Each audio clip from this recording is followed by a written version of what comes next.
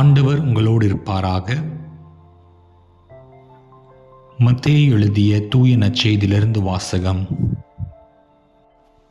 இதோ, ஓநாய்களிடையே ஆடுகளை அனுப்புவது போல் நான் உங்களை அனுப்புகிறேன். எனவே பாம்புகளைப் போல முன்மதியுடையவர்களாகவும் புறாக்களைப் போல கபடற்றவர்களாகவும் இருங்கள். எச்சரிக்கையாக இருங்கள். ஏனெனில் மனிதர்கள் உங்களை யூத சங்கங்களிடம் ஒப்புவிப்பார்கள். தங்கள் தொழுகை கூடங்களில் உங்களை சாட்டையால் அடிப்பார்கள். என் பொருட்டு ஆளுநர்களிடம் உங்களை இழுத்து செல்வார்கள்.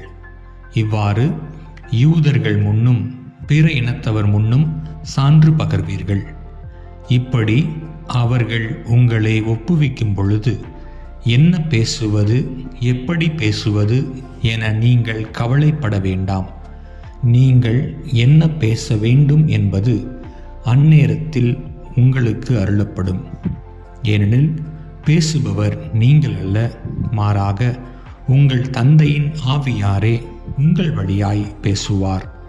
சகோதரர் சகோதரிகள் தம் உடன் சகோதரர் சகோதரிகளையும் தந்தையர் பிள்ளைகளையும் கொல்வதற்கென ஒப்புவிப்பார்கள். பிள்ளைகள் பெற்றோருக்கு எதிராக எழுந்து அவர்களை கொல்வார்கள். என் பெயரின் பொருட்டு உங்களை எல்லாரும் வெறுப்பர். இறுதி வரை மன உறுதியுடன் இருப்போரே மீட்கப்படுவர். அவர்கள் உங்களை ஒரு நகரில் துன்புறுத்தினால் வேறொரு நகருக்கு ஓடிப்போங்கள். மானிட மகனின் வருகைக்கு முன் நீங்கள் இஸ்ரேலின் எல்லா நகர்களையும் சுற்றி முடித்திருக்க மாட்டீர்கள் என உறுதியாகவே உங்களுக்கு சொல்கிறேன். ஆண்டவரின் அருள்வாக்கு.